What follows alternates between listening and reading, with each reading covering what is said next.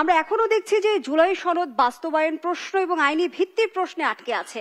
সাম্প্রতিক সময়ে প্রধান উপদেষ্টা রাজনৈতিক দলগুলোর সাথে বৈঠকে জাতীয় ঐক্যমত্য কমিশনে জানিয়েছিলেন যে ফেব্রুয়ারি নির্বাচন মহোৎসবের হবে যদি সংস্কার বাস্তবায়নের ফয়সালা করতে পারি।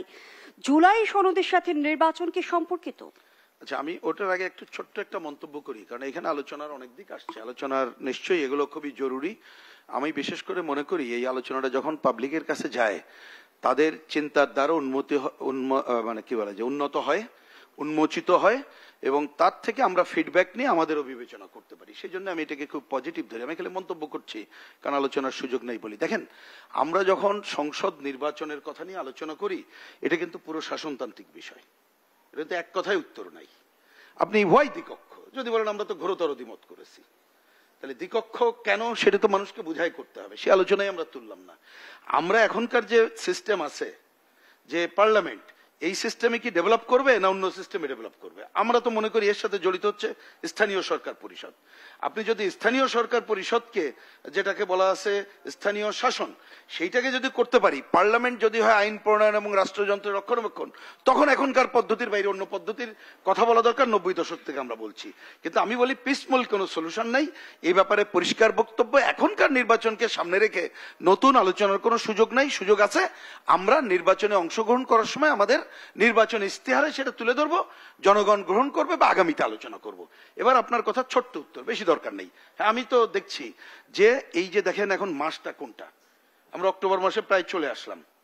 আমি ফেব্রুয়ারিতে নির্বাচন করতে গেলে মানে আমি তো আশা করি অবশ্যই হবে, এবং সেটা সম্ভাব্য তারিখ যদি বলি ফার্স্ট উইক, ইউনূস সাহেব যেটা বলেছেন, তাহলে আপনি তার 3 মাস আগে অবশ্যই একটা কি বলে যে নির্দলীয় নিরপেক্ষ তত্ত্বাবধায়ক সরকার হইতে হবে। এখনো সে আলোচনা আমরা ঢুকতে পারিনি। তাহলে কি সেটা একটা নতুন ধরনের সরকার হবে নাকি ইউনূস সাহেবের নেতৃত্বে থাকবে? কথার কথা আমি ধরে নিলাম ইউনূস সাহেবের নেতৃত্বে থাকলেন, তাহলে থাকলে আমি ওই চ্যালেঞ্জের সাথে আমি সনদের কথাটা আসছি, যে থাকলে অনেক এখানে তো উপদেষ্টা আছেন, তারা তো দলীয়, তাদের সহ থাকবে নাকি রিসাবল হবে? কোশ্চেন রাখলাম, সময়ের জন্য আলোচনা করলাম। আরেকটা বড় কোশ্চেন, সেদিন আলোচনা এটা ওনাদের আইন উপদেষ্টা নিজেই বলেছেন, খুব কারেক্টলি বলেছেন, আলটিমেটলি তাহলে ডিসেম্বরের আগে 3 মাস ব্যাক করেন আপনি, ফেব্রুয়ারি হলে জানুয়ারি, ডিসেম্বর, নভেম্বর, তাহলে নভেম্বর ফার্স্ট উইকের পর আপনি কিন্তু আর কোনো কাজে, মানে এখনই আমরা মনে করি তাদের রুটিন কাজের বাইরে যাওয়া উচিত না, কিন্তু নভেম্বরের ফার্স্ট উইকের পরে আপনি কোনো কিন্তু রুটিন কাজের বাইরে হাত দিতে পারবেন না। ওইখানে আমাদের আসিফ নজরুল সাহেব নিজেই বলেছেন যে আমাদের কতগুলো কাজ যদি নভেম্বরের ফার্স্ট উইকে না করতে পারি, ফেব্রুয়ারিতে করতে পারবো না। তাহলে বলছি যে অ্যামেন্ডমেন্টের প্রশ্ন তো অবান্তর। আপনি এখন যে অক্টোবর চলে আসছি, এখনো আলোচনা হয়নি, আপনি এই আলোচনা যদি কন্টিনিউ বেশি করতে চান, আমি প্রথম পার্টে বলেছি, সেটা আলটিমেটলি নির্বাচনকে বাধাগ্রস্ত করা হবে। সহজ সমাধান আবার রিপিট বারবার করব। এক হচ্ছে 84টা পয়েন্ট ঐক্যমত ধরা উচিত না।